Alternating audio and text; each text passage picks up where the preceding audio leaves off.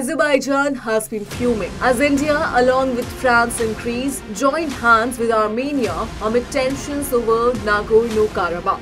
President Ilham Aliyev stated that his country will not sit idle and simply watch as France, India and Greece arm up against the country. Nonetheless, India's backing of Armenia comes amid its tensions with Azerbaijan, which has been backed by Pakistan and Turkey.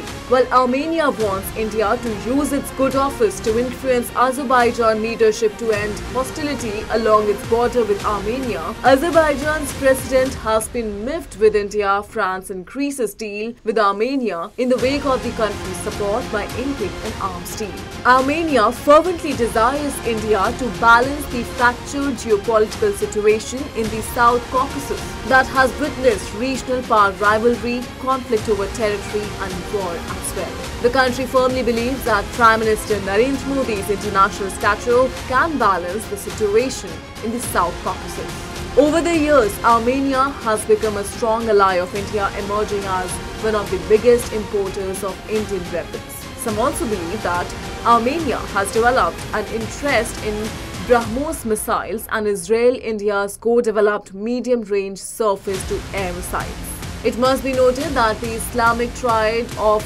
Azerbaijan, Turkey and Pakistan has time and again raked up Jammu and Kashmir, supporting Islamabad's stance on the Indian territory. Thus, in such a scenario, it is ideal for India to join hands with Armenia against threats posed by the common enemy. About 2 weeks ago, India announced its decision to post defense attaches in Armenia as the country in the Caucasus region showed deep interest in enhancing its defense relations with India, which came to support the country in its clash against Azerbaijan over Nagorno-Karabakh. Last year, Armenia inked a deal with India for Pinaka rockets, Akash missiles, ammunitions and multi-barrel rocket launchers, of which most of the weapons were already sent to Armenia. The surge in diplomacy between the two countries came after high-profile Minister of the Narendra Modi government External Affairs Minister S. Jaishankar visited Yerevan in October 2021, making it the first of its kind visit by any high-profile Indian leader in the last 3 decades.